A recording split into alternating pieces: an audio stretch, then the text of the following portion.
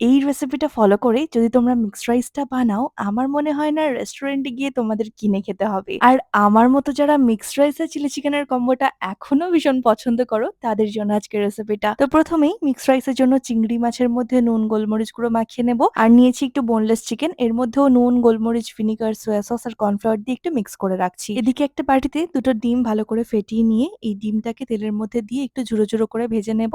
তারপর আমি চিংড়ি মাছটাকেও একটু ভেজে নিচ্ছি আর চিকেনটাকেও ভেজে নেব। ভাজা হয়ে গেলে বাকি তেলের মধ্যে দিয়ে দেবো এবার রসুন কুচি, পেঁয়াজ কুচি, কাঁচা লঙ্কা কুচি। এগুলো একটু ভাজা হয়ে গেলে দিয়ে দেবো এক এক করে সমস্ত সবজি যেমন গাজর, বিনস, ক্যাপসিকাম, একটু কুচি করা বাঁধাকপি দিয়ে হালকা সতে করে নিয়ে দিয়ে দেবো এবার রাইসটা একটু আগে থেকেই সেদ্ধ করে রেখেছিলাম। তারপর স্বাদ মতো নুন, গোলমরিচ গুঁড়ো, একটু আজিনামোটো দিয়ে দেবো, ডিম, চিংড়ি, চিকেন আর একটু ভিনেগার, সোয়া সস আর একটু সামান্য চিনি আর ধনেপাতা কুচি দিয়ে এবার স্টার ফ্রাই করে রেডি একদম রেস্টুরেন্ট স্টাইল মিক্সড রাইস। কেমন লাগলো ট্রাই করে জানিও। টাটা।